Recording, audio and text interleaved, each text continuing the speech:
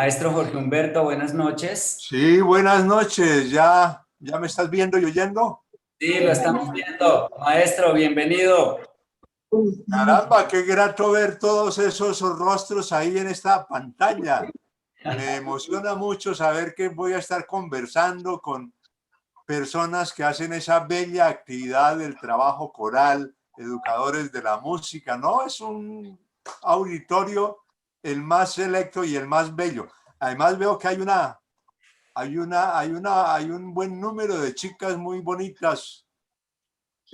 Son mayoría realmente en el trabajo coral las mujeres que los varones. Sí, maestro. Sí. Bueno, Más maestro, vocación, hay entonces, más vocación en el carácter y en la sensibilidad femenina a veces. muy bien. Bueno, qué bien, muy complacido, me alegra mucho. Valoro y aprecio mucho ese gesto, en primer lugar del maestro Rubén y en segundo lugar, obviamente, de todos ustedes. De manera que quedo a su disposición. Maestro, bienvenido.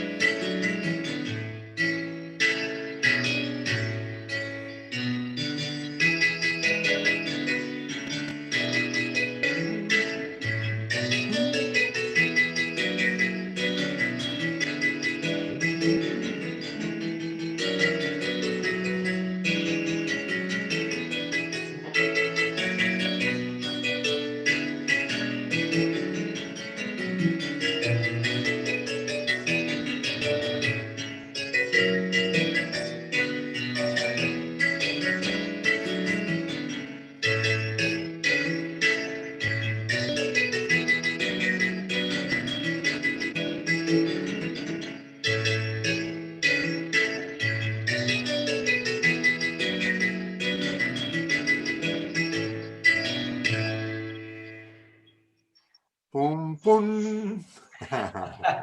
Qué bonito, qué saludo tan bello, mil gracias. Bueno, en nombre de este maravilloso panel de los miembros del Coro Integración, Universidad Nacional, de nuestra Corporación Integración, de nuestra Escuela de Música, de nuestro Festival de Coros, es un honor tenerlo, maestro Jorge Humberto, para nuestra 28ª versión.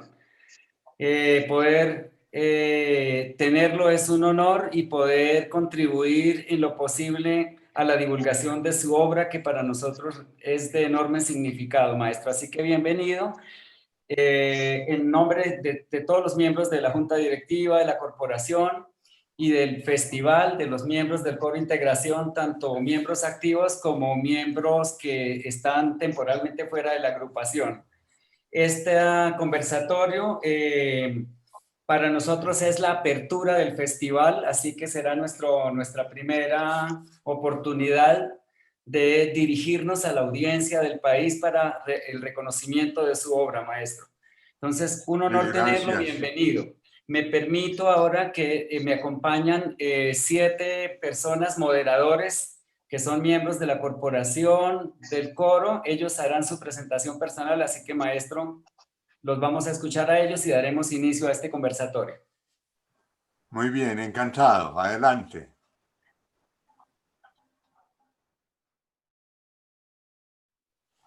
Buenas noches, maestro. Soy María Margarita Caballero Camacho, tengo 8 años. Soy integrante del coro infantil de integración. Me gusta componer canciones, por eso es un placer conocerlo. Qué bien, Margarita. La colega Margarita. Sí, señor. Buenas noches, maestro Jorge Humberto. Mi nombre es Sandra Mirella López. Soy miembro activo del Coro Integración Universidad Nacional hace ya alrededor de unos 20 años, más o menos, y pertenezco a la cuerda de contralto. Muy contenta y muy emocionada por su presencia en este festival y en este conversatorio. Muchas gracias. Gracias, Sandra. Muy gentil tú. Buenas noches, maestro. Mi nombre es Natalia Robles. Soy miembro activo del coro Integración de la Universidad Nacional. Soy contralto y estoy muy contenta de poderlo recibir hoy. Y yo muy contento de tenerte ahí en el auditorio también. Gracias, Natalia. Hola, muy buenas noches, maestro. Mi nombre es Andy Sánchez, soy estudiante de licenciatura en Educación Artística, miembro activo del coro ya hace más o menos 4 años y hago parte de la cuerda de los bajos. Así que le doy la bienvenida y muchísimas gracias por la oportunidad. Y parece que los bajos somos escasos, Andy. De manera que muy bien, ahí tienes trabajo para siempre. Sí, señor. Maestro, maestro, buenas noches. Sí, señor. Muy buenas noches, maestro. Mi nombre es Mónica Carvajal. Yo soy fonoaudióloga egresada de la Universidad Nacional. Mi vínculo con el Coro Integración Universidad Nacional inicia en el año 1992. A lo largo de estos 28 años he tenido la fortuna de participar en diferentes montajes corales como contralto en diferentes épocas pues, de este grupo. Hoy estoy representando a los integrantes no activos del coro. Es un gusto estar aquí, maestro. Muchas gracias, de verdad, por darnos esta oportunidad. Te entendí que eres fonoaudióloga. Sí, maestro, así es. Ah, maravilla. Creo que esos aportes pueden ser muy valiosos, particularmente aquí para los viejitos, como que necesitamos ayuda y soporte de fonoaudiólogos. A mí me tocó por ahí contar un caso, porque parece ser que a todos los abuelos se nos empiezan a acentuar los sonidos de las eses. Y entonces yo ya casi termino pues hablando así como un paisita, porque sin darme cuenta ocurre, lo detecté porque pues he sido locutor también y entonces empecé a oír que me silbaban las eses. Y alguna fonoaudióloga me dijo que era un fenómeno que con los añitos se presentaba a partir de que uno deja de escuchar o ciertas frecuencias se le van escapando. De manera que creo que te voy a hacer más de una consulta. Claro que sí, maestro. Sería un... Gracias, Mónica. Maestro, muy buenas noches. Soy Lida Camacho, abogada defensora de derechos humanos. Trabajo en la Unidad para la Atención y Reparación Integral a las Víctimas del Conflicto Armado, madre de María Margarita y madre voluntaria en los procesos tan maravillosos que lidera el maestro desde la Corporación Integración. Un placer conocerlo y compartir este espacio con usted. Caramba, y me encanta oír esa labor social que tú desarrollas. Soy muy cercano y muy sensible también a esas temáticas. Sí, señor. Gracias por eso. Bueno, entonces damos inicio, tenemos un orden para este conversatorio, el cual entonces iniciaremos con María Margarita. Todos hablan de su vida, maestro, pero no de su historia. ¿Cuál es la historia que lo inspiró a la creación y composición de obras musicales para nosotros los niños? Discúlpame que como ya le había dicho a nuestra fonoaudióloga, tengo ya problemas de escucha. Háblame un poquito más fuerte de María Margarita, ten la bondad. Listo, maestro. Todos hablan de su vida, maestro, pero no de su historia. ¿Cuál es la historia que lo inspiró a la creación y composición de obras musicales para nosotros los niños? Ah, muy bien. Sí, señora. Hay una historia muy personal y muy particular que te la cuento. Ocurre que mi familia, mi núcleo familiar, somos 8 hermanos, que así era lo normal en la época de mis padres. Cualquier familia tenía 8 y más hijos. Entonces, en esa familia mía, yo era el penúltimo, de tal manera que tenía hermanos que me llevaban 10, 12 años, y por ahí cuando yo estaba medio quinceañero, ya varios de mis hermanos tenían hijos, y por lo tanto yo tenía una camada de sobrinos que llegaban a la casa, como es habitual, a la casa de los abuelos llegan los hijos con los nietos y se reúne toda la familia.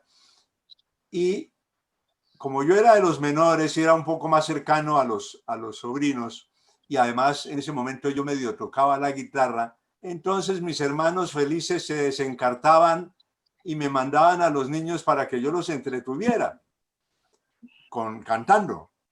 Entonces sí, yo los invitaba y como 3 domingos se aguantaron que yo les cantaba arroz con leche, me quiero casar con una muñequita de la capital. Y la otra que me sabía era Mambrú se fue a la guerra, qué dolor, qué pena. O si no, tengo una muñeca vestida de azul, zapaticos blancos, camisa. Pero el hecho es que allá al tercer domingo me empezaron a hacer unas caras así de largas. Otra vez Mambrú. Otra vez la niña aquella.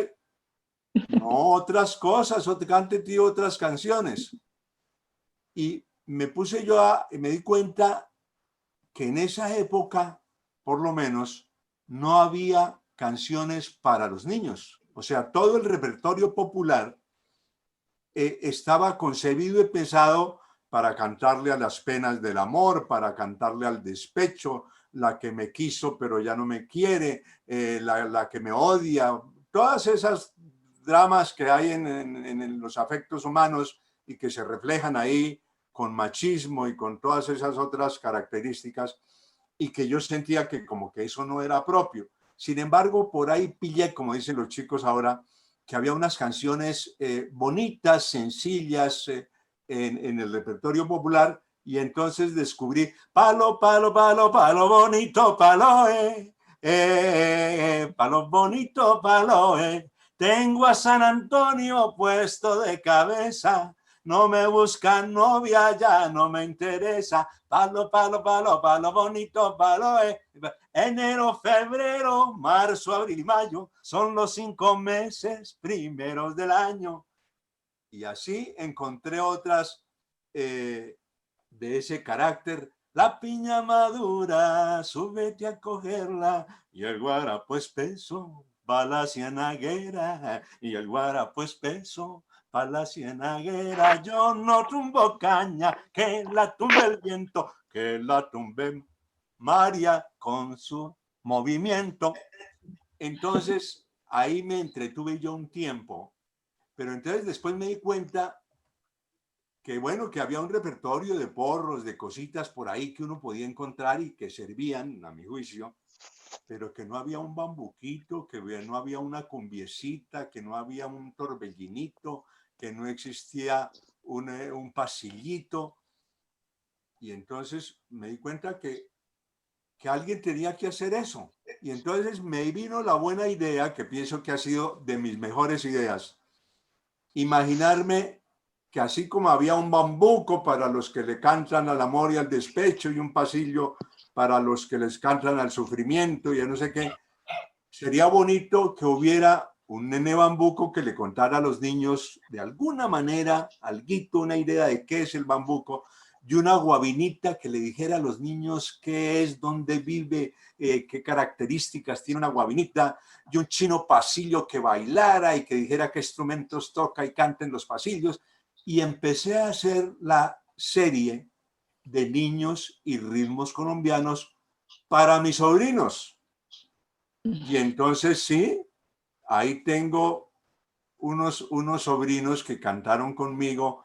Pues claro, fue un proceso de tiempo, ¿no? No fue que en 3 domingos ya tuviera todas las canciones, pero tal vez la primera que sí compuse fue el Nene Bambuco, que me sentí muy contento de oírlo tocado. No supe a propósito quién lo tocó. Oí un teclado, pero no sé. Es una versión que hemos hecho para coro. Ah, ya. Bueno, y entonces ese Nene Bambuco, pues y todas esas repertorio para mí ha sido muy, muy gratificante, y creo que de mi trabajo es lo más conocido y de pronto lo más valioso también a mi juicio.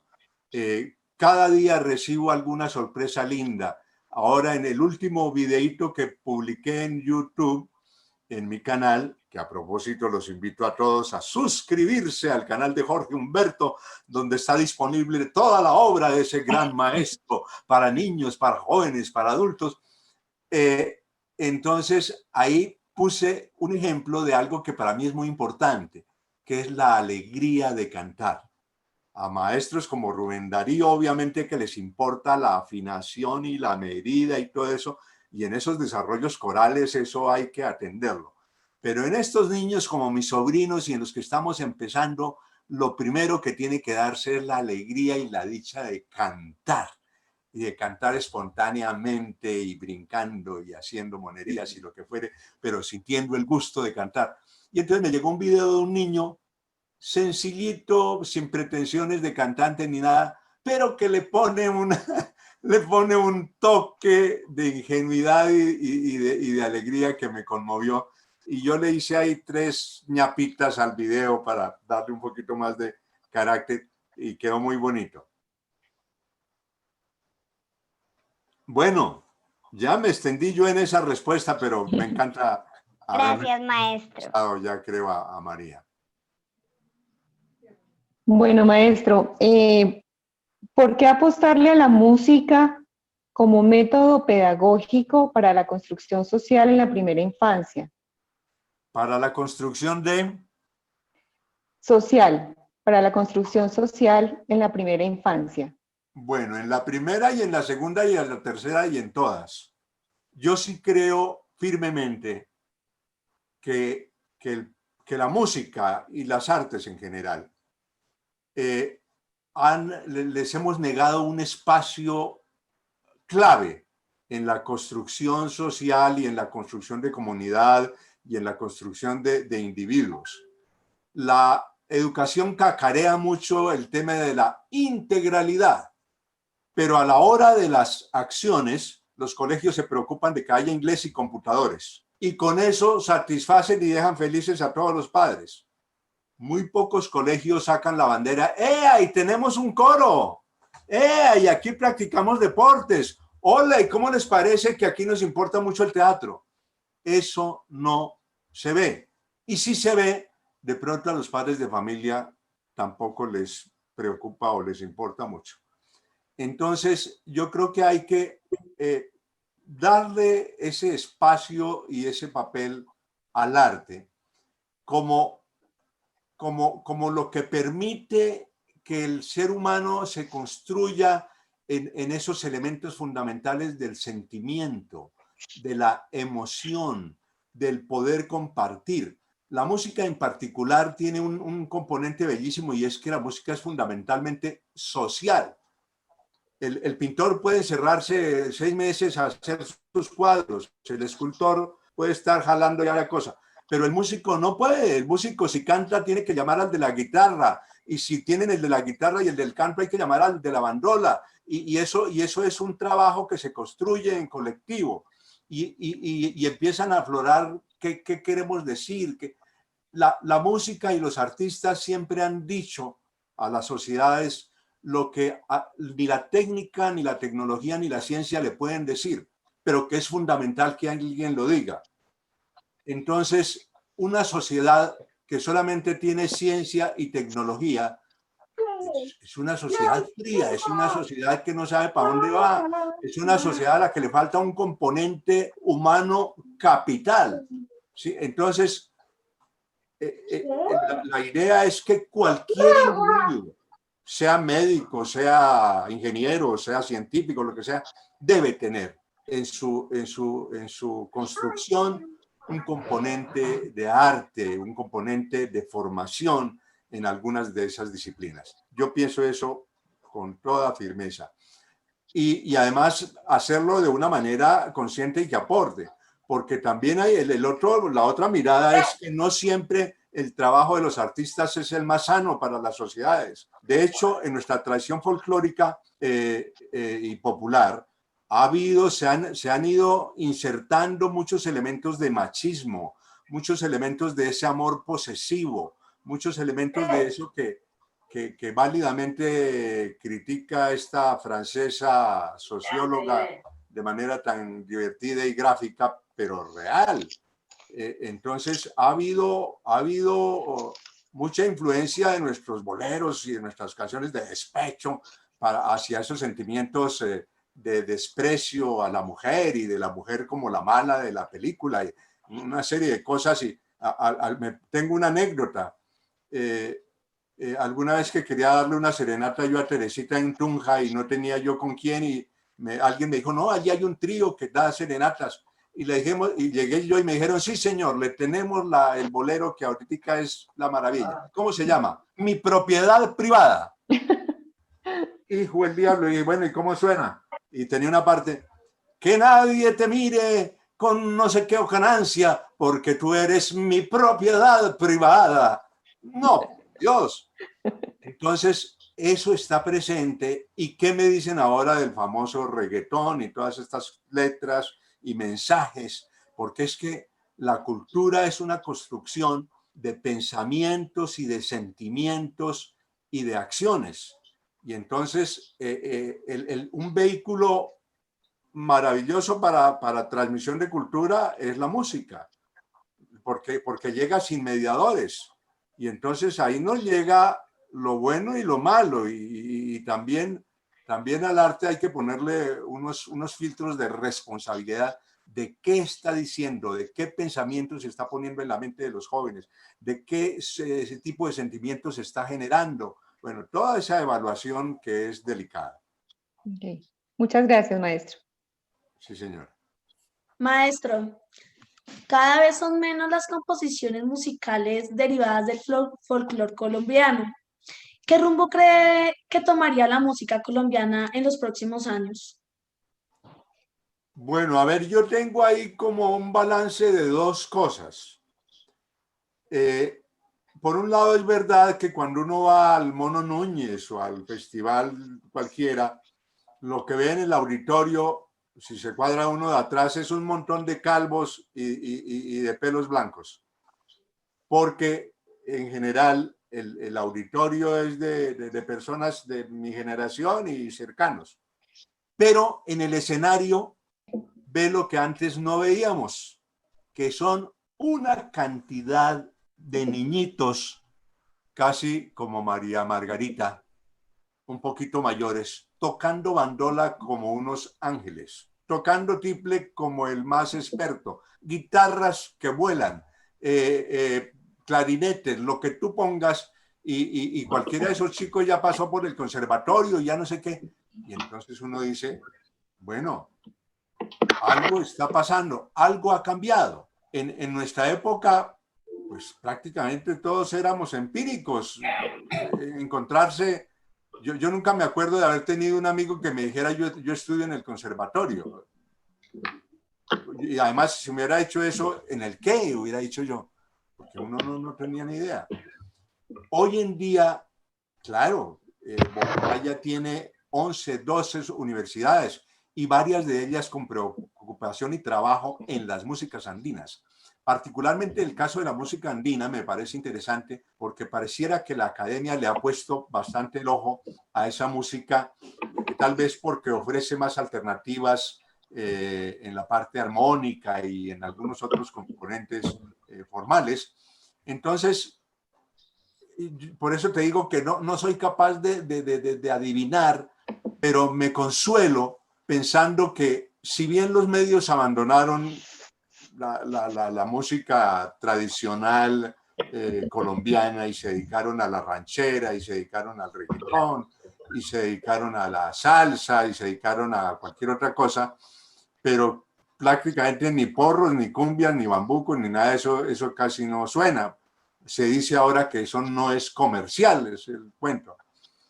Si bien eso se da, de todas maneras me queda la ilusión de pensar que esa juventud que está llegando con tanto vigor a conocer y a trabajar la música de raíz, explorando y dominando tan magistralmente los instrumentos y los repertorios, pues bueno, eso me genera una esperanza. Además también de que veo que ese esfuerzo cubre ya, como en el caso del cuyabrito de oro y la hormiga de oro y otro poco de oros que hay por ahí, que a propósito no me gusta que le pongan la palabra oro a los festivales y a los concursos, porque es volver a traer esa preponderancia que se le da al oro como el metal maravilloso y que ha conducido a que estos gobiernos quieran ahora reventar montañas y sacar oro de donde esté, porque existe esa imagen de que el oro es la salvación y es la joya. Y no, entonces ojalá que haya el cuyabrito del agua y el cuyabrito del oxígeno y el cuyabrito de otros elementos de la tierra, de la madre tierra, que son los que realmente donde está la vitalidad y donde está el futuro y lo que debemos preservar. Hijo el diablo, me puse a echar discursos yo, qué pena con ustedes, pero es que me dan en ciertas resortes que me estimulan. No, maestro, este espacio es... Esa es la idea. Claro, sí, bienvenido sea precisamente ese compartir. Muchísimas gracias. Bueno, continúo entonces. A la luz de la canción Alpargatas de mi tierra, ¿qué nos diría a propósito del movimiento indígena colombiano? Mira, yo tuve como una intuición temprana. Ahora cuando he leído, y soy un buen lector de William Ospina, que es magnífico y que retoma todos esos elementos de identidad y de comunidad campesina y de tradición indígena de una manera maravillosa. Entonces me alegro de que yo como que intuí ciertas cosas tempranamente, y cuando hice esa canción sí realmente la hice pensando en que éramos una sociedad que desconocía y que despreciaba en parte sus raíces y sus orígenes, y que éramos una sociedad pendiente del boato, y todo el mundo aquí a mí me da como risa oír a muchas familias contando que nosotros somos los marroquín de nietos o bisnietos de un ilustre marqués español que llegó a Cucunúa. Una serie de cosas ahí traídas tanto los callos, porque la gente sacaba como para decir que venía de abolengo y que traía casta real. Mostraba mucho ese complejo nuestro de querer aparentar y todo eso, pero nadie decía: yo soy Julián Cuitiba, heredero del gran cacique que estuvo allá en Ubaté. Eso no, eso era penoso, inclusive que si mi apellido fuera Chocontá o fuera... no se veía bien. Todo eso yo lo empecé a sentir tempranamente como algo odioso, impropio en nuestra identidad arribista. Y entonces esa canción la hice para destacar el valor y el papel del indígena como primer habitante de este territorio, como dueño que fue y como persona que fue expropiada y que fue despojada de todo, pero a su vez como comunidades con una fuerza y con un valor que hoy lo reitero y lo afirmo. Sí, definitivamente a las comunidades campesinas les debemos, y a los que han tenido el valor de permanecer en su identidad y en su carácter, les debemos un componente maravilloso de futuro. Ese concepto de la Pachamama es un concepto salvador para esta época en que tratan de hacernos creer que el desarrollo está montado sobre los metales y sobre el consumismo y sobre una serie de valores que no son, y que en cambio sí tienen muy claras en su tradición y en su identidad y en su vida y en sus sentimientos las comunidades indígenas. Esa carta del cacique, es un cacique indígena que le escribe al presidente de los Estados Unidos cuando le manda una carta diciéndole que él está dispuesto a comprarle su territorio. Y este cacique le responde el discurso más bello de que cómo es posible pensar en que un territorio sea objeto de venta o de compra, que eso es impensable, que eso no tiene una razón de ser, que ni el aire, que con el territorio somos un solo tejido, que nosotros somos un elemento, una parte de esa red, que cómo se puede vender una cosa sin la otra. En fin, Entonces, esa sabiduría la necesitamos. Yo respeto a las comunidades indígenas.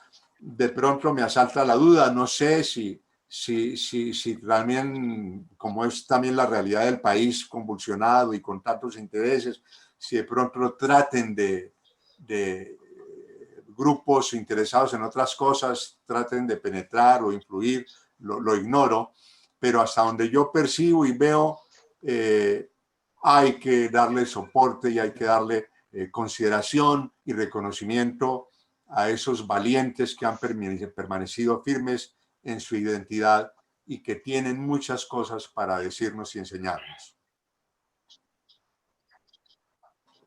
Muchas gracias, maestro. Pero hacer de verdad, escucho todas estas apreciaciones. Volvamos a conectar porque ahorita se me fue el audio ahí. Maestro, ¿me escuchas? Ahora sí, ¿quién me está hablando? ¿Mónica? ¿Quién me está hablando? Sí, ¿me escuchas? Mónica. Ah, bueno, Mónica, adelante.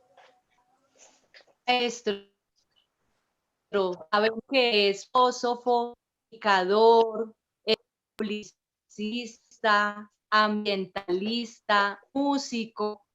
Cuéntenos cómo hace, maestro, para combinar todas esas profesiones, si hay una, lo va a otra, o si hay una que funciona como eje de todas las demás.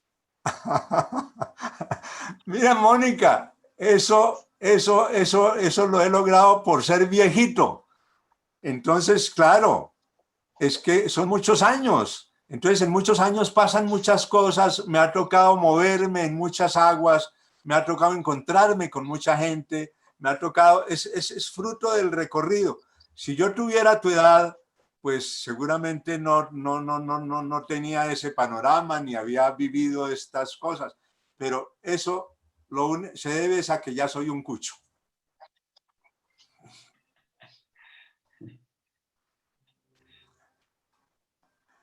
Las canitas.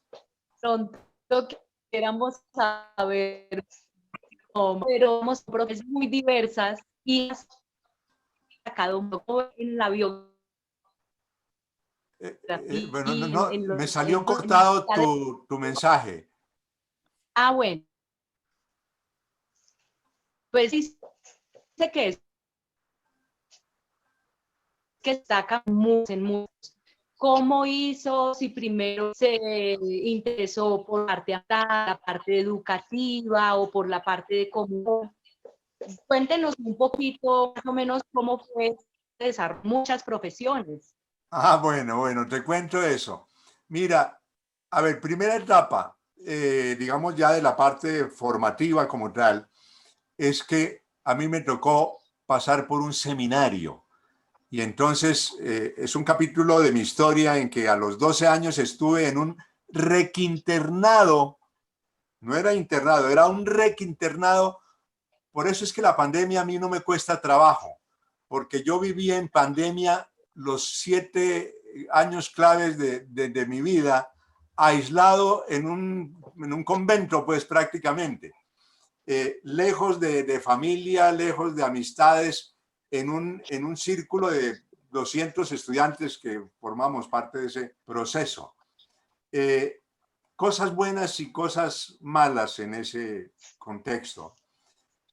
Una de las buenas, una de las malas que me retiró abruptamente del núcleo de mis afectos de familia, que eran para mí capitales. Pero unas buenas que me acercó a la vida deportiva y que me permitió como darle espacio a mis intereses y gustos artísticos. Entonces yo, claro, yo estaba en el coro. Cuando había un sainete, a mí me invitaban a actuar. Hubo un periódico mural que se llamaba El Escalofrío, y entonces ahí escribíamos notas y comentarios y hacíamos dibujitos y lo pegábamos en una pared y salía cada 8 días. Después hicimos una supuestamente llamada emisora, que era, hablábamos desde un micrófono en un salón y poníamos un megáfono en el otro y entonces esta es la voz de la alegría transmitiendo para ustedes, y entonces hacíamos cuñas y poníamos canciones y hablábamos bobadas. Entonces ese ambiente despertó en mí vocaciones de tipo artístico y ahí ya un poco el deseo o la curiosidad por desarrollarme en esos campos, pero sin ningún proceso formal, todo intuitivo, todo espontáneo. Cuando yo salí del seminario, bueno, en esa parte del seminario tuve otro componente interesante que fue mi paso por la filosofía. Era una filosofía clásica, no era la filosofía más abierta de ahora, es más, era una filosofía en latín.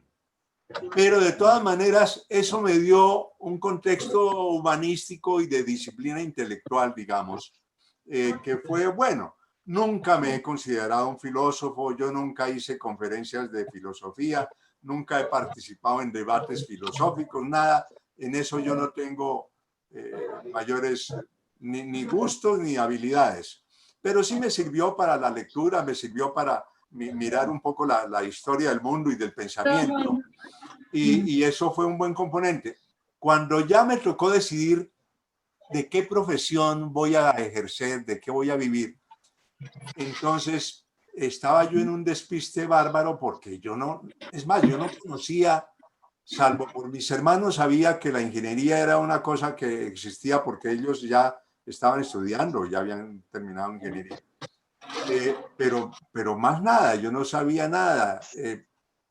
Entonces, alguien me dijo, en este momento hay una cosa nueva, hay un estudio nuevo muy interesante que tiene que ver con los periódicos y con las emisoras y con una serie de cosas de esas que veo que a ti te gustan y se llama publicidad. Yo dije, ¿qué cosa? Publicidad. Dije, ¿y eso quién lo ofrece? Dije, no, en este momento aquí solamente hay un sitio que es la Universidad de América, que ofrece publicidad y es una carrera nueva, mediana, no sé qué cosa. Entonces coincidió eso en que también era como una opción barata, porque mi papá en ese momento tampoco estaba pues lleno de recursos, y entonces yo dije, pues me le meto a la publicidad. Y sí, efectivamente me encontré con el mundo de los medios y de la comunicación, pero obviamente desde una mirada comercial, los jabones, los cosméticos, los pañales, los carros, pero fue un ejercicio interesante, creativo, y ahí encontré yo una buena habilidad como redactor de textos. Entonces yo fui muy bueno en escribir textos para mensajes de publicidad. Y efectivamente alcancé a ejercer como publicista algún tiempo, en algún momento exitosamente con Legis, de donde fui director de publicidad, y me apreciaba mucho el gerente, don Tito Livio Caldas, que era un hombre visionario para los negocios y tal.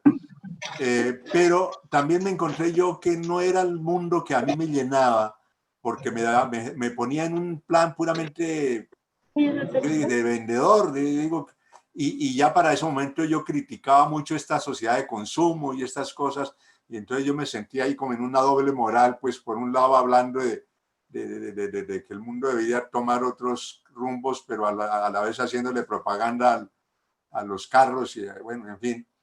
Y entonces otra vez entré en la duda de por dónde, y como había una tradición de educación en mi familia, porque mi papá y mi mamá fueron maestros, fueron educadores, y algunas de mis hermanas mayores también lo eran, entonces yo dije, hombre, la educación es algo importante, es algo interesante, ha sido parte de la vida de mi familia, pues será que puedo asomarme.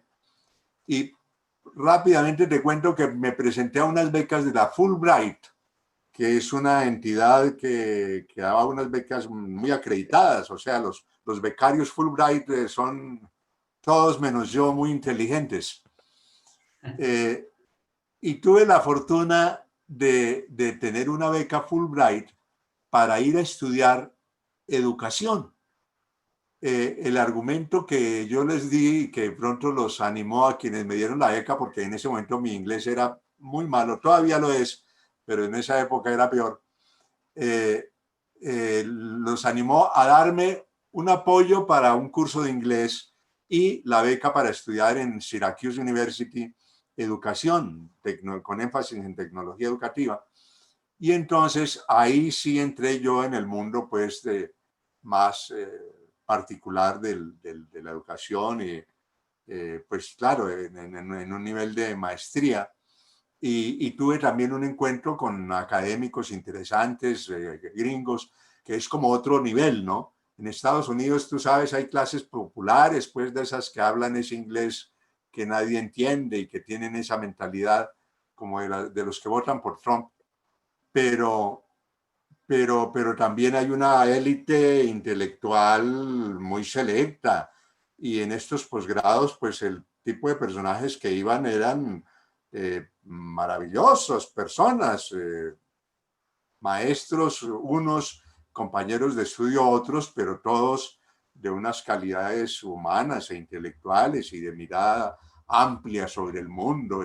Y bueno, y además esa interculturalidad, porque había chicos de África y chicos del Asia y jóvenes latinos. Y bueno, entonces ese mundillo también fue bueno para mí. Y después mi ejercicio lo hice en centros de investigación educativa, en universidades, en proyectos de tipo social. Yo trabajé con Sempro Radio y Televisión, trabajé con Sutatensa, Acción Cultural Popular, Escuelas Radiofónicas, Periódico del Campesino. Entonces me siento feliz y afortunado de haberme podido mover en todos esos contextos. Pero la pregunta sería, ¿y la música? Pues la música no estuvo presente de manera formal porque con todo eso yo no pude estudiar música, pero estuvo presente de manera informal porque yo me arrimé a otros amigos queridos como la familia Cristancho, Mauricio y Francisco, como Ruth Marulanda, y por bondad de Pacho Cristancho estuve tocando en la orquesta colombiana al lado de esos artistas de la Sinfónica y de la Filarmónica de Colombia. Me tocó alguna vez inclusive tocar al lado del maestro Orión Rangel, que para quienes no lo sepan era también violinista, además de célebre pianista. Y ahí aprendí yo un poquito a leer cifrado y a leer negritas y pepitas y cositas. Y con eso y otras opciones ahí después de clases individuales, pues algo logré del solfeo y que me permite ahora por lo menos escribir en finales las partituras de mis bambucos y de mis pasillos y de mis valses y de los boleritos que por ahí a veces me salen. En fin, entonces ahí he estado. Pero la música sí ha sido para mí un vehículo de comunicación educativa y yo le doy un papel muy grande. A tal punto que en todas las experiencias laborales donde he estado, siempre he dejado canciones. Entonces te cuento, en alguna época en que estuve en el Ministerio de Hacienda, en una sección que se llamaba divulgación tributaria, que es la motivación a la gente para pagar impuestos, cosa horrenda. Le hice una canción que decía, declarar es amar a Colombia y a su gente. Declarar es tener corazón contribuyente. Quiero ser feliz, yo quiero a mi país. Soy dueña de escuelas, calles y 1000 parques. Yo soy feliz al compartir. Bueno, esa canción la montó con un arreglo fabuloso el maestro Raúl Rosero, que también fue otra de mis influencias y mis amistades selectas de la época. Entonces he tenido todos esos angelitos ahí que me le han dado, pero igual también hice canciones sobre lactancia materna, imagínate.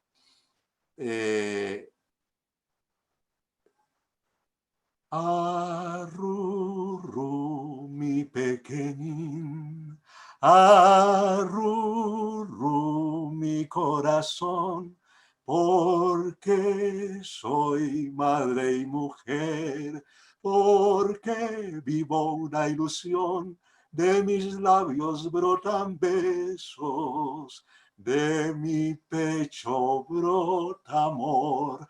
ven a beber de mi pecho mi leche para que crezcas. Ven que yo soy tu mamita y quiero tenerte cerca. Bueno, ahí van otras cosas así. Pero también hice la del periódico El Tolima cafetero tan bonito y servidor. Para sacarle buen provecho, despacio lo miro yo. Oiga, compadre, no se le olvide, pide, comadre, no se descuide. Todos los meses, ya bien lo sabe, pida, guárdelo y consulte su Tolima cafetero. Y que la canción de Viva Nuestra Escuela. Bueno, cosas, montones. Muy Pero ahí, interesante. la música siempre dando mensajes de construcción social, de conciencia, porque las canciones tienen ese papel y yo de pronto me descuido en la melodía o en la armonía, pero no me descuido en lo que digo. Cada palabra de mis canciones es puesta al 100% de mí, hasta donde puedo ver que diga algo bueno, algo adecuado. Muy interesante, maestro. Espectacular escucharlo hablar también de esas facetas que de pronto no conocíamos tanto y para eso queríamos este espacio. Gracias, maestro. Qué buena la oportunidad. Mil gracias. Espero que mi ego ahora no quede así pues inflado y feo. Nada, sería lo malo. Con yo todas las... me iba a conformar con su primera respuesta de que sabía todo esto por la edad. Había muchísimo para contar. Muchas gracias. Muy bien, Mónica. Maestro, de sus composiciones, muchas de las cuales han sido premiadas en importantes concursos nacionales, queremos que nos diga 3 con las cuales se siente más identificado. Bueno, a ver, hay algunas que no han ganado, inclusive que no han sido aceptadas en ciertos concursos y que a mí me parecen obras extraordinarias. Te voy a dar un ejemplo de una de las canciones que yo creo que logré muy bien y que no me aceptaron en algún concurso. Guitarra Mestiza. Los invito a que la escuchen porque la tengo en el YouTube. La interpreta un niño, curiosamente, ahí está la versión del niño, y la interpreta Nillide de Alarcón también. La grabó en un disco y la interpreta, la presenta en un festival y en algún homenaje que me hicieron de vida y obra. Tengo otra canción, tal vez no la mandé a concurso, pero yo la quiero mucho, que se llama De tus manos. De tus manos, que es un homenaje a la mujer. Entonces, como yo tuve 5 hermanas y tuve 8 tías y ahora tengo nueras y tengo amigas y todo eso, entonces hay mucho elemento femenino y compañeros de trabajo, y todas las veces yo he admirado en la mujer un montón de habilidades y destrezas y cosas bellas e importantes que tienen y saben hacer. Entonces me encanta ver, por ejemplo, mi mamá tejía bellamente, y cada cosa que mi mamá hacía para mí era una obra de arte y una belleza que me fascinaba. Obviamente la cocina y lo que hacen las mujeres preparando cosas exquisitas, en mi época los hombres no arrimábamos a la cocina, ahora ya felizmente han cambiado las cosas. Yo sigo, hasta ahora he logrado más allá muy poco. Y veo además que las manos de la mamá arrullan, que las manos de la mamá mecen, que las manos de la mamá abrazan, o de la hermana, tejen, bueno, todo eso. Entonces hice una canción que hace esa mirada sobre todas esas maravillas que están centradas, digamos, o focalizadas en las manos mágicas y maravillosas de una mujer. Obviamente hay canciones que han gustado y que obviamente eso me gratifica. El caso más emblemático es el Día de las Alpargatas, que creo que es la canción que más suena de las mías. Hay otra que no suena tanto, pero que ya ha empezado a sonar y que yo la amo y la quiero y la considero también un gran logro, que es Nostalgia de Culebrero. La Nostalgia de Culebrero es mi homenaje a la cultura oral de mi época. A mí me tocó de niño, yo no tenía internet, yo no tenía televisión, escasamente había un radio en mi casa al que solo alcanzaba mi papá porque lo ponían en una cómoda altísima para que los niños no llegáramos a tocarlo. Y entonces el programa comunitario era cuando llegaba el culebrero y llegaba con Margarita y con los cajones y con los ungüentos y se ponía en la plaza y la gente iba llegando y lo rodeaba y empezaba este hombre a hablar maravillas y a pintarle a uno el mundo del Amazonas y el mundo de los indígenas y del cacique como Hinchatocha, el que sabe la cocha machabrocha y con un montón de dichos y refranes y cosas. Y era encantador, o sea, a mí me fascinaba. Yo creo que yo no parpadeaba oyendo y asombrado y aterrado y esperando a ver a qué hora salía Margarita. Quieta, quieta, Margarita.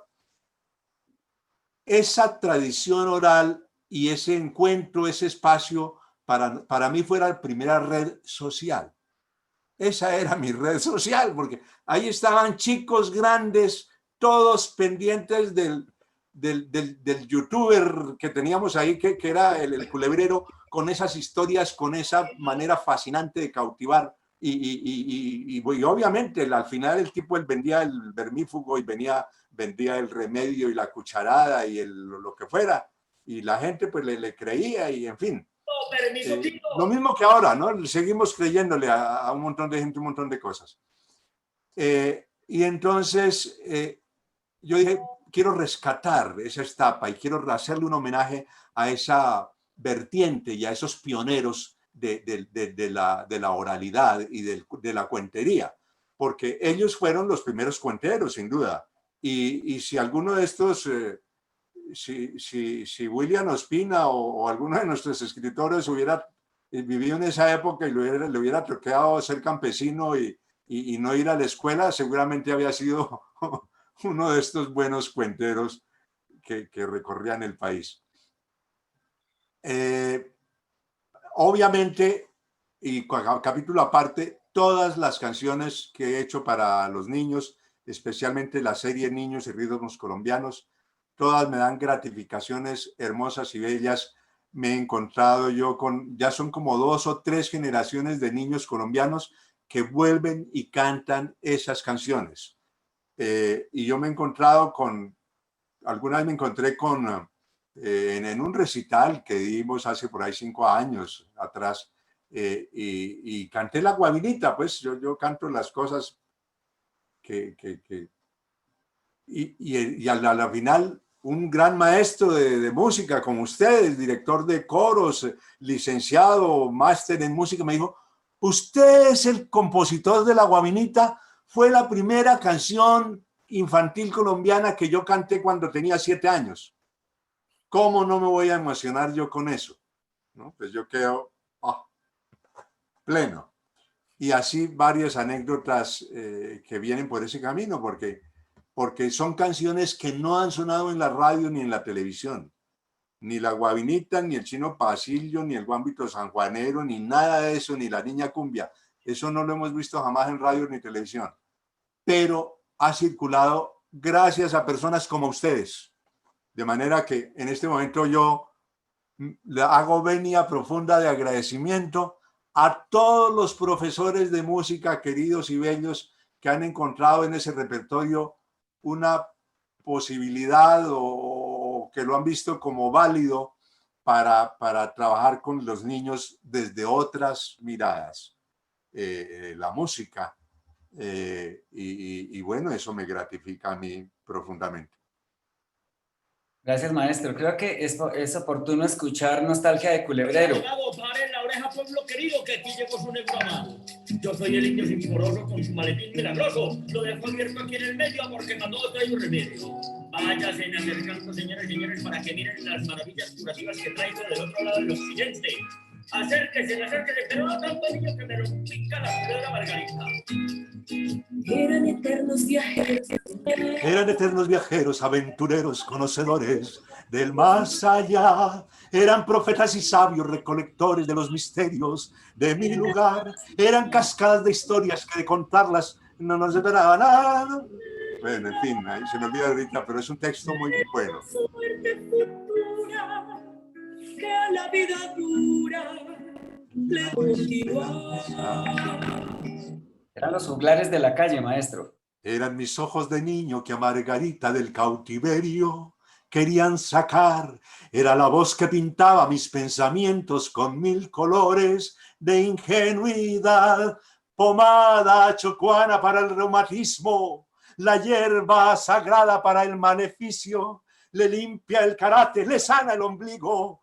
Mujeres y suegras mantiene felices para el mal de amor de Cusmecus Dominus. El rezo del ángel, decía el culebrero, que sanaba el alma de pena y dolor. El rezo del ángel, decía el culebrero, que sanaba el alma de pena y dolor.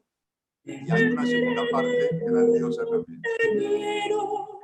Que estoy esperando que del Amazonas ha de regresar. Eran ministros del cielo que congregaban en sus altares fraternidad. Eran salud y fortuna que en una cajita de magia gigante se podía comprar.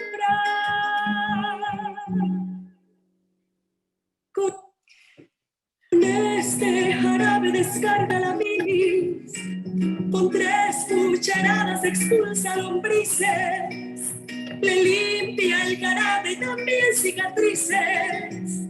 Mujeres y suegras mantiene felices para el mal de amor de Cusmecus Dominus. ¿Por qué no volvieron si siguen los males que la gente lleva en su corazón? ¿Por qué que la gente lleva en su corazón? Aprovechen ahora que estoy votado, porque la semana entrante me voy a comprar una concentrada unos minutos al calle. Que eso sí saben bastante, me van a comprar una fórmula. Este es el remedio para el amor, para la tristeza, para la nostalgia. El remedio verdadero, la musiquita montañera. Aprovechen ahora que está de ganga. Aprovechen ahora, señores y señores. Que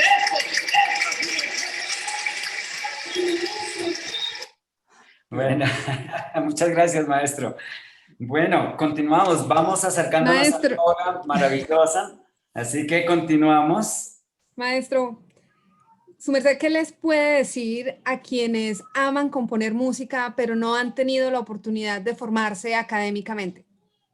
Su merced dijo la palabra mágica, que también me encanta y que también es otra de mis canciones favoritas. Su merced.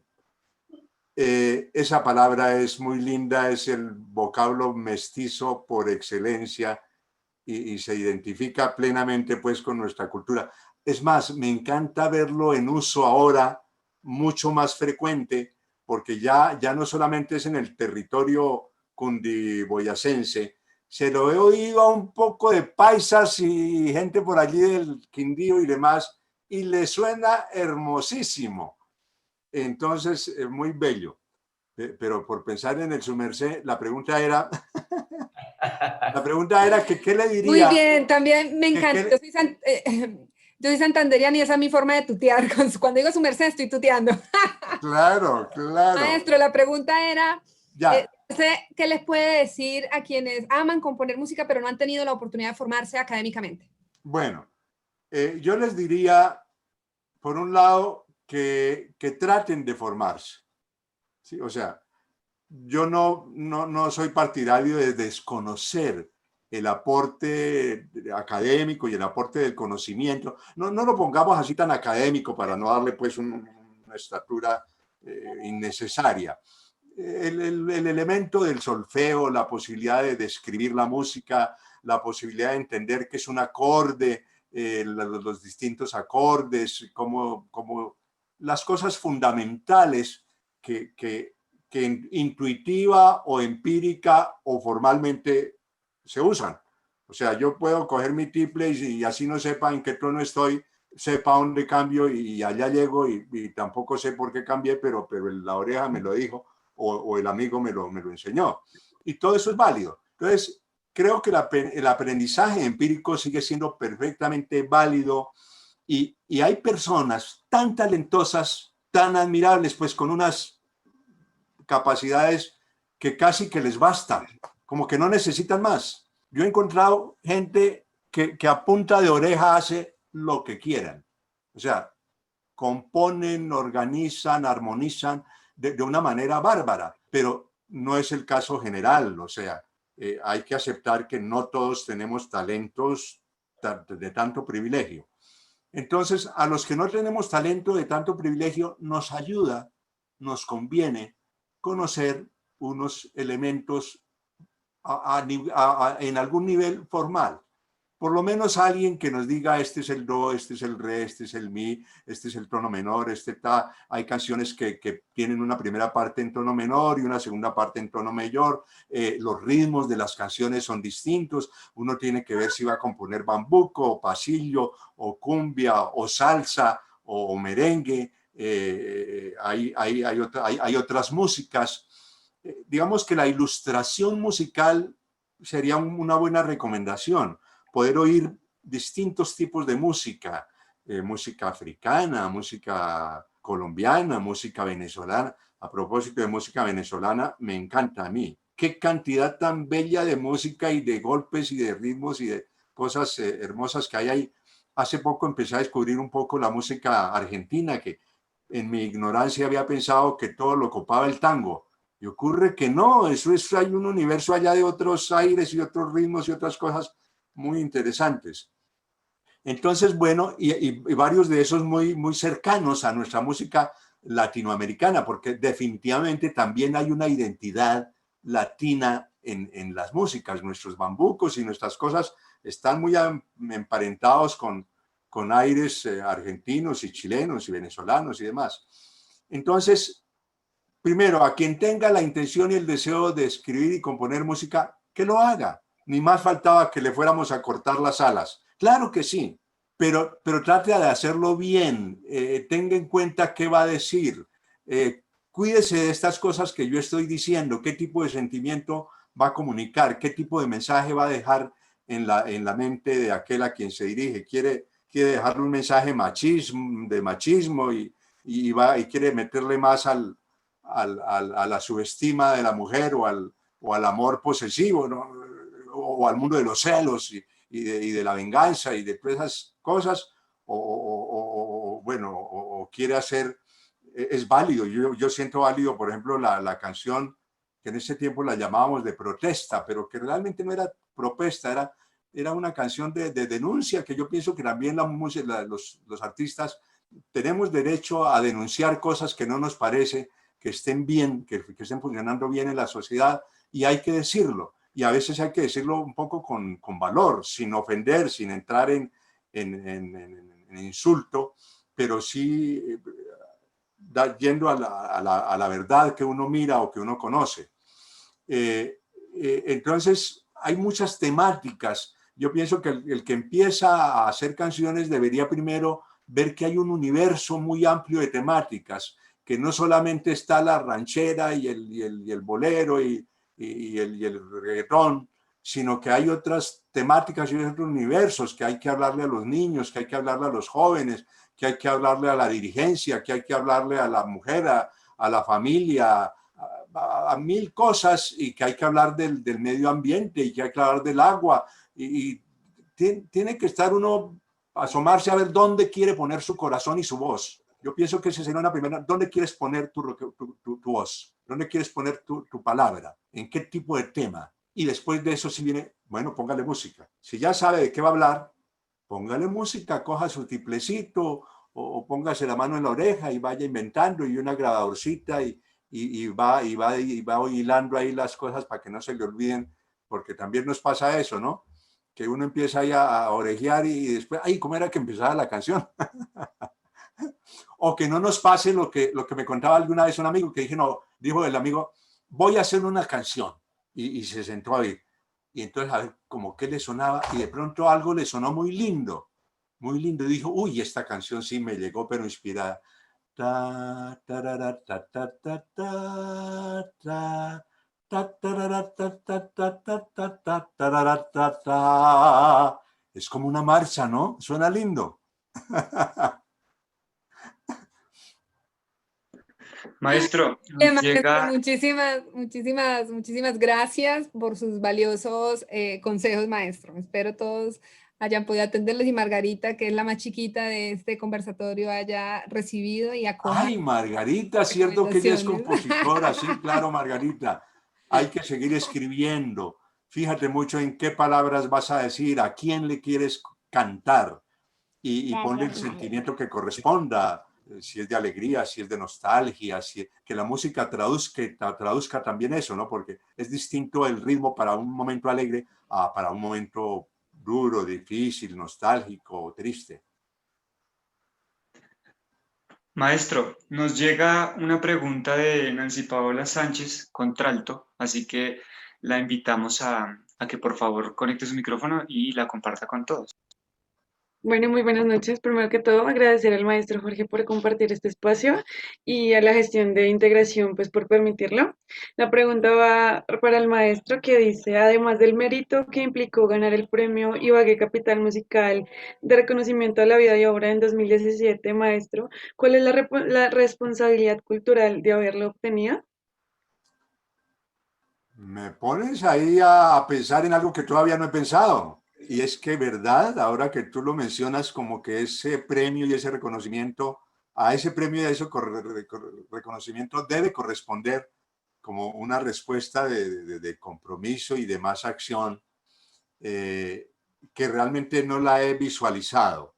Digamos que yo he seguido haciendo las tareas que siempre he hecho. Sigo siendo voluntario del Comité Ambiental del Tolima, sigo acompañando experiencias y proyectos que tienen que ver con el trabajo musical de escuelas o de formación. Me sigo feliz prestando a espacios como estos de conversación con personas que están en la acción de la educación musical. Les comparto, por ejemplo, que en esta cuarentena ya he tenido como tal vez tal vez es el cuarto momento parecido. Lo tuve con un grupo de estudiantes de la red de Medellín, que capitanea y dirige Leonardo Tamayo. Lo tuve hace poco con unos chicos aquí de la Universidad del Tolima que están también en unos procesos de formación en docencia artística o no sé qué. Y bueno, para mí es muy gratificante que poder conversar, poder alentar. Yo realmente no creo que les haga aportes ni técnicos, ni formales, ni musicales estrictamente. Yo creo que les hago aportes de emoción y eso me basta. De emoción para alentarlos en esa tarea, para tratar de decirles que están en algo supremamente importante que vale la pena. Estar cantando en un coro vale la pena no solamente para quien lo hace, sino para nuestro país, ¿sí? Hay que darle ese elemento de sentido. Y me acuerdo de ahora que hablamos del sentido, ¿qué implica el sentido? El sentido es esa dimensión que le permite a uno proyectar y valorar en su profundidad lo que hace. Y hay un ejemplo muy bonito. Estaban dos picapedreros ahí dándole cincel y martillo a una piedra. Y le preguntaban a uno, ¿y usted qué hace? No, pues aquí tratando de desportillar esta piedra. ¿Y cuánto tiempo lleva en eso? No, llevo aquí 3 días dándole por un lado y por otro. Péguele, péguele y péguele. ¿Está cansado? Sí, claro. Esto es muy mamón. Le preguntaron al otro, ¿usted qué está haciendo? Estoy esculpiendo una piedra para el templo de Dios. Estaban haciendo el mismo oficio, pero para el uno el sentido prácticamente no existía y para el otro era una dimensión de sentido pues trascendente y grandiosa, ¿no? Entonces es eso, es que le pongamos el componente de sentido que tienen todas estas acciones que ustedes desarrollan. El trabajo de ustedes con unos niños, eso es lo más importante que un país debe hacer con sus nuevas generaciones. Un buen trabajo, un buen maestro define la vida de muchos niños. y un mal maestro la atrofia y la vuelve un desastre también. Entonces es una responsabilidad enorme, pero desde la música los maestros pueden hacer mucho en términos de construir, no solamente en lo musical, construir autoestima, construir trabajo en equipo, construir valoración de las raíces culturales, lograr autenticidad en la cultura. Bueno, cosas de maravillas que necesitamos a montones y que ustedes son los que las hacen y las pueden hacer, y yo los animo y los aplaudo para que las sigan haciendo con toda devoción, con todo el corazón. Ahora Ay, maestro, muchísimas gracias. Qué gran respuesta, bastante alentadora.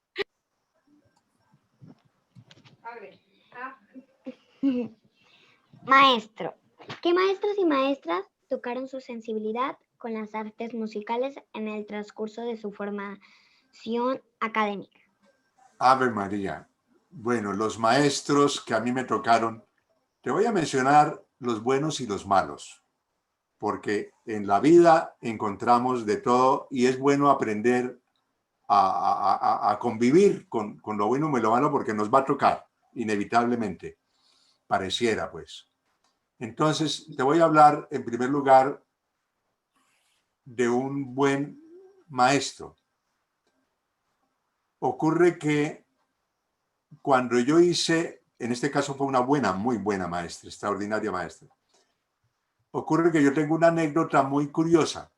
A mí me tocó, por razones de familia, de la economía familiar, de la cantidad de hijos que había en la familia y que estábamos recién trasladados a Bogotá y no encontrábamos una casa adecuada, me mandaron a vivir a un pueblito que se llama Gama, en Cundinamarca, en la región del Guavio, que en ese tiempo era un pueblito remoto, lejos, sin teléfono, sin energía eléctrica, bueno.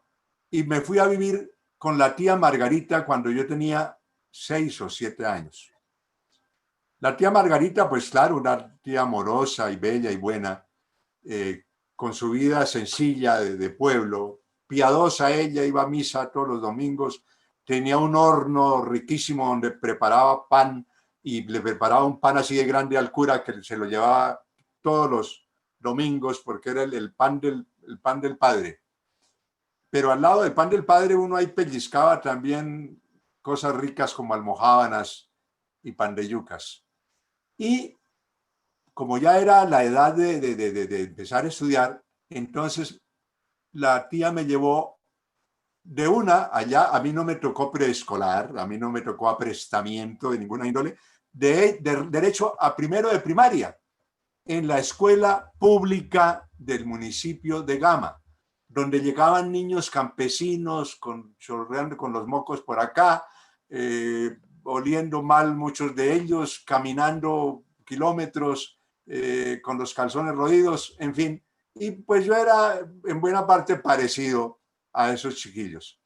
Y nos tocó aprender con la primera tablet que existió en el país, que se llamaba pizarra. La pizarra era un tablerito de una piedra que se llama justamente así, pizarra, que permite, que la pulían seguramente, y permite escribir con una tiza que en esa época se llamaba gis. Y entonces uno escribía con el gis en la pizarra, y una de las cosas horrendas es que a veces chillaba eso, y cuando chillaba el gis, eso le calaba a uno en la oreja. Y si había 10 vecinos chillando con el gis, pues eso era por todas partes. Pero bueno, mi mamá me ama, escribía uno en su pizarra. Y luego, con una almohadilla que se mojaba en un vasito de agua, borraba uno y otra vez. Y mi papá también me ama. Y borraba. Y los muchachos del coro Integración también me aman. ¡Aman! ¡Eso! Aman. Obviamente. Entonces, Entonces, así aprendí yo, y la profesora que tuve en ese proceso era una mamá, era un ángel que nos cuidaba a todos. Pobrecita, yo ahora no me puedo explicar, pero ella lidiaba con los mocos del uno, con el dolor de la mano en el otro, con el zapato roto o el que no tenía zapatos, con todo eso, con el mal olor que seguramente teníamos todos, y lo hacía con un amor y con una devoción. Entonces yo me sentí, todo ese tiempo me sentí amado por esa linda profesora, y le guardo la mayor y más profunda de mis gratitudes. Después, por la misma circunstancia de familia y todo eso, tuve que pasar como 3 años en que no fui al colegio. O sea, aprendí a leer y escribir en el semestre, en el buen semestre de esta profesora, a punta de cariño y pizarra. Aprendí a leer y escribir. Y después ya en mi casa solito, yo era el niño de los mandados de la casa, y entonces cada vez que iba a la tienda yo leía Tome Colcana, jabón azul K. Yo era feliz leyendo letreros, y ahí como que fui perfeccionando mis habilidades lectoras con los letreros de la publicidad de las tiendas. Y me atrasé, porque entonces ya llegué a los 9 años y yo no tenía sino el medio semestre de las clases de la profesora de Gama. Entonces ya estaba extra edad. Mi papá, como era educador, le tocó poner sus influencias y resultó de vicerrector en un colegio que se llamaba Carrasquilla, donde el profesor de tercero de primaria había sido uno de sus discípulos por allá en los años de comienzos del siglo. Y entonces, pues claro, este profesor, que se llamaba Rodríguez, me aceptó en tercero de primaria de una. Y también fue un señor muy comprensivo, que me estimuló, que me animó, y yo me defendí y pasé y aprobé el tercero de primaria. Pero después viene lo malo, María Margarita. Entré a otro colegio donde había un profesor, tengo que decir la palabra, malo. Malo porque nos castigaba. El tipo tenía una regla gordota, era más gorda que este celular, que el ancho de este celular, de palo. Y entonces la manera como él controlaba a los 40 o 50 chicos que estábamos en ese salón era que cualquiera que tuviera una acción inadecuada, conversar con el vecino, reírse, moverse, levantarse, cualquier cosa, ¡pase, Jiménez! Y uno tenía que pasar adelante, ponga la mano, poner la mano. Exactamente, Margarita. Y ese tipo le daba a uno el golpe tremendo. La mano le quedaba a uno como saltando así, roja, uno avergonzado, y todo el salón riendo, mientras uno caminaba en esa condición triste, dolorosa, de aplastamiento de todo, de su yo, de todo, sufriendo ese tipo de castigo. Entonces era un hombre vasto, burdo, y obviamente con una persona así, sabiendo mucho o poco, yo por lo menos no soy incapaz de aprender. Yo no puedo aprender con alguien que tenga ese tipo de carácter. Yo aprendo con alguien que sea bueno, que sonríe, que esté alegre, así no sepa mucho. Agresivo, violento. Sí, es violento, jamás. la palabra es violento. Sí, bueno. Y después, en el seminario, también vuelvo Violento. ahora a otro buen maestro, porque Infantil. tú me decías, ahora también recuerdo al profesor Guillermo Orozco.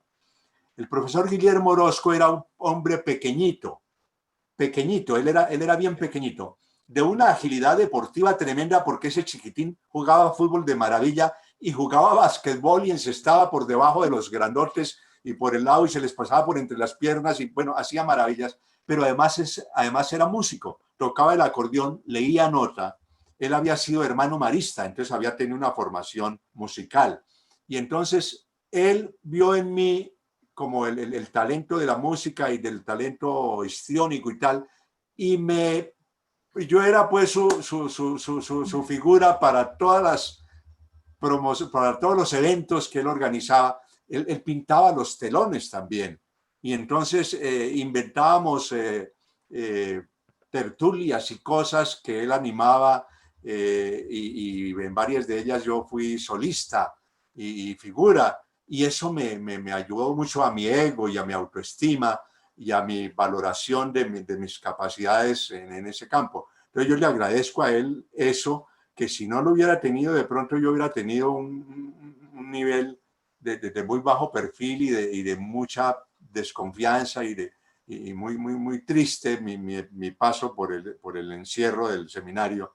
El profesor Guillermo fue alguien valioso para mí, lo recuerdo con gran afecto. Él después fue rector y dueño de un colegio que se llamaba Luis de Broglie en Bogotá.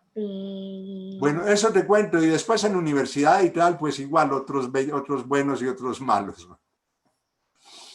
Bueno, qué maravilla, maestro. Gracias. Con todo gusto, María Margarita. Vamos llegando casi al final de este conversatorio, maestro. Tenemos muchísimas preguntas, pero vamos a cerrar con una pregunta muy importante, que no la queremos dejar pasar antes de cerrar este conversatorio, que ha sido maravilloso escucharlo, conocer su vida, conocerlo a usted, maestro, que para todos es un honor, para las nuevas generaciones, en la construcción de ese valor inmaterial que tienen nuestras músicas, nuestros maestros. Entonces, vamos a cerrar. Sandrita, por favor. Maestro, Creo que vamos con la última pregunta. Maestro, ¿no me permite? Claro que sí. Maestro Jorge Humberto, ¿qué No me significó para permite usted como compositor que más de 600 niños cantaran sus obras junto a la Orquesta Filarmónica de Bogotá? Ese es un momento grandioso e inolvidable. De pronto ha sido como de las mejores recompensas que he podido yo tener. Y son varias las razones. La primera es que yo siempre he pensado en esa democracia que debe tener la música, como opción para llegar a todos, a todos. Entonces me encantaba ver que no era el coro selecto de las voces selectas de los niños del gimnasio moderno y de los niños del gimnasio campestre y de todos esos otros sitios donde válidamente, y qué bueno, está la música, sino que era el núcleo de los coros de los niños de las escuelas públicas de Bogotá, de los niños del Codito, de los niños por allá llegando a Soacha, de los niños de Bosa, de los niños de Tunjuelito. Entonces, eso a mí me llena el corazón. Eran los niños a los que yo quería llegar. Y entonces los tenía ya frente a mí cantando mis canciones. Pero por otro lado, esos chicos lo hicieron, como todavía se puede ver por ahí en unos registros que logré salvar con muy mal audio y muy mal video, pero se nota. Cantaban con una alegría, bailaban esas canciones, se daban codazos, pero cantaban bien, cantaban con afinación, habían ensayado, habían trabajado mucho. Y a mi gusto, pues esas canciones son bellísimas y yo las sentí profundas y cálidas y conmovedoras. Naturalmente que la orquesta, con los arreglos del maestro Bernal Pinzón, ahí de por medio, pues eso era enorme. Y el lugar, pues la Universidad Nacional, el teatro de la Universidad Nacional. Entonces, todos eran ingredientes muy importantes, muy lindos. Además de eso, era un evento conmemorativo de los primeros 25 años de la Filarmónica. Imagínate, entonces todo eso puesto junto. Y yo hay un muchacho, pues, que daba unos primeros pinos todavía a la hora de la verdad.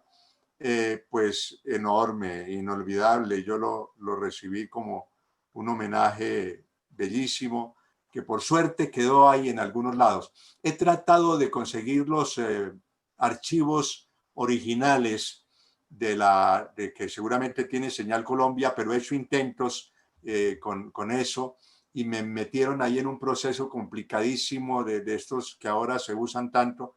Antiguamente había una persona que le decía a uno, sí señor, le voy a buscar esa vaina, pásese por aquí o mande tal plata y a vuelta de correo recibirá y ya. Pero ahora no hay que llenar el formato, hay que hacer no sé qué, que en qué archivo está y hay que buscar y hay que entrar a... No, yo me vuelvo un 8 en eso. Entonces no lo he logrado. Si alguno de ustedes tiene palanca por allá con la señal Colombia, por favor me pase el dato. Porque sí quiero... Lo anotaremos en las tareas. Porque sí quisiera tener ese material, es bellísimo. Bueno. Ah, y obviamente invitación a que lo miren en el canal de Jorge Humberto de YouTube. Ahí están como 3 o 4 cosas de esas. Fantástico, maestro. Vamos dando... Muchas gracias, maestro. Creo que es muy importante. A ti, muchas gracias. Esta bella melodía, que también formó parte de ese maravilloso concierto hace 28 años con la Orquesta Filarmónica de Bogotá.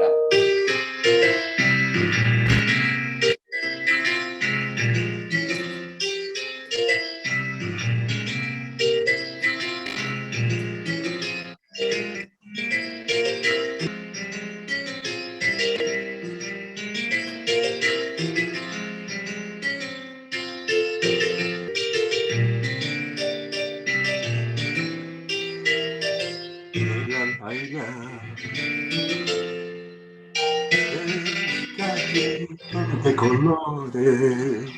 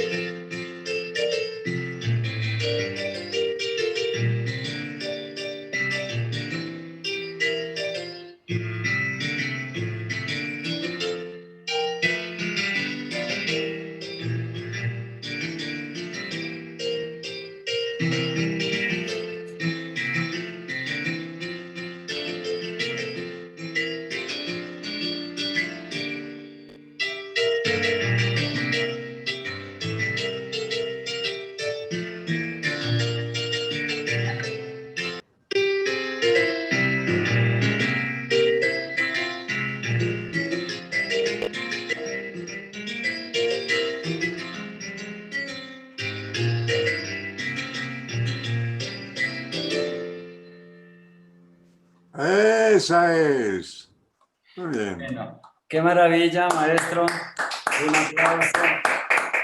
Muchas gracias, maestro. Un fuerte abrazo a todos, a toda la audiencia, a nuestros miembros del Coro Integración, a nuestros moderadores.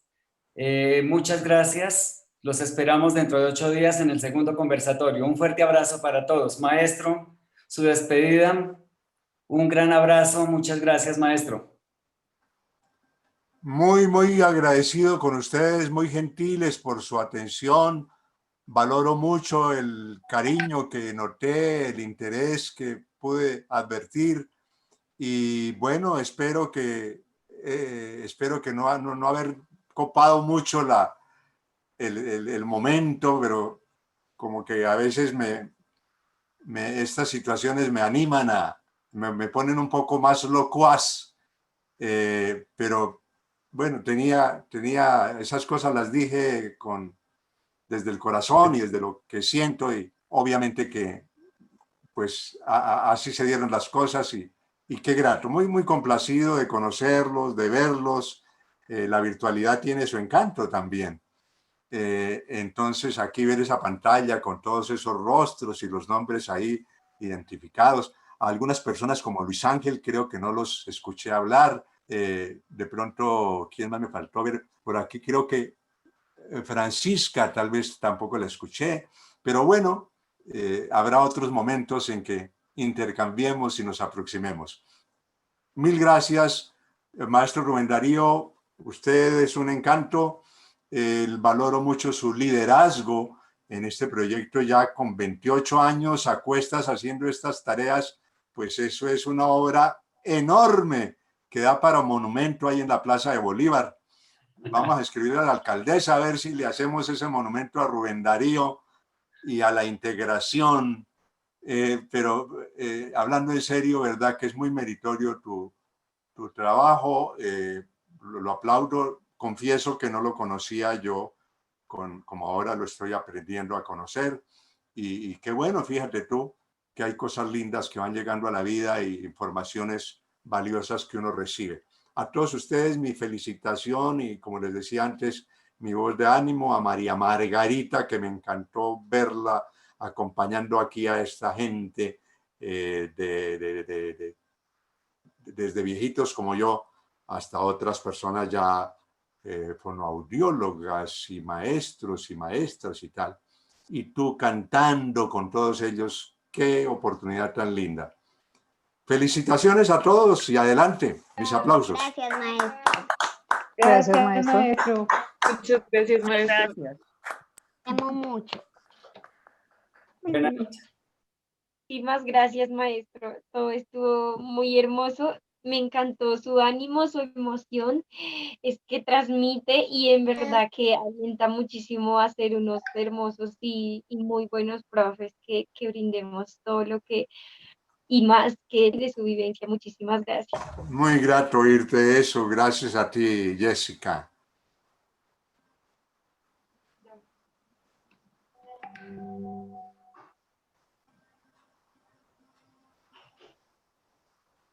¿Quién se despide? Estamos como los novios, ¿no? Que ninguno... Cuelgue primero. No, cuelgue usted. No nos queremos ir. No, cuelgue usted. No, tú. Chao, maestro. Chao. Muy amables. Muchas gracias, maestro. A ver, yo gracias, Hasta luego, maestro. Muchísimas gracias. Muchas gracias por aceptar la invitación. Gracias, maestro. Muy bien. Gracias, maestro. Gracias, maestro. Gracias, maestro. Un abrazo a todos. También para ustedes. Chao. ¿Cómo es que salgo ahora? No me acuerdo cómo salgo.